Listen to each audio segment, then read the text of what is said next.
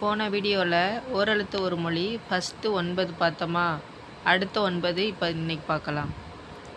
கோ அப்படின்னா அரசன், அம்பு, வானம், ஆண்மகன், இடியேறு, இலந்தை, ரோமம், கண், எழுது, சந்திரன், கிரணம், சூரியன், திசை, நீர், தேவலோகம், பசு, பூமி, பெரிய மலை, தாய், வாணி, மேன்மை, வெளிச்சம், தகப்பன், தலைமை, குயவன், சொல், சாறு, அரசியல், இரங்கல், தொடு, ஸ்வர்க்கம், சொல், பெருமை, இறைவன்.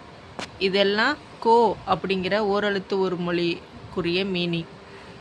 அடுத்து சா. சா அப்படின்னா பேய், இறப்பு, சோர்தல், சாதல், பேய், கழிதல், ஆறு அப்படிங்கிற எண்ணு. சி அப்படிங்கிற ஓரெழுத்து ஒரு மொழிக்குரிய பொருள் அடக்கம், இகழ்ச்சி, அலட்சியம், காந்தி, சம்பத்து, கலைமகள், உறக்கம், பார்வதி, பெண், ஒளி, பிந்து, கீழ், சளி, சீதேவி, செல்வம், வெறுப்பு. சே அப்படிங்கிற ஓரெழுத்து ஒரு மொழிக்குரிய பொருள் எருது, அழிஞ்சில் மரம், உயர்வு, எதிர்மறை, ஒளிக்குறிப்பு, சிவப்பு, காளை, செங்கோட்டை, சேரன், இடபம்.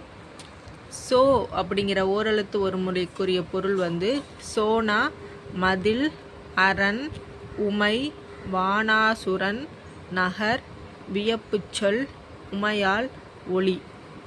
தா அப்படிங்கிற ஓரெழுத்து ஒரு மொழிக்குரிய பொருள் தா அப்படின்னா கொடு, அழிவு, குற்றம், கேடு, கொடியன், தாண்டுதல், பகை, நான்முகன், வலி, வருத்தம், வியாழன், நாசம், வலிமை, குறை, பரப்பு, தருக, தாவுதல்.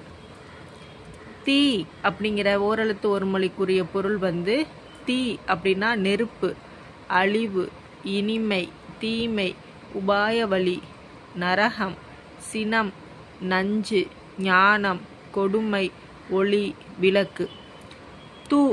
தூங்கிற ஓரெழுத்து ஒரு மொழிக்குரிய பொருள் அசைத்தல், அனுபவம், எரித்தல், கெடுத்தல், சேர்மானம், நடத்தல், நிறைதல், பிரிவு, வருத்தல், வளர்தல்.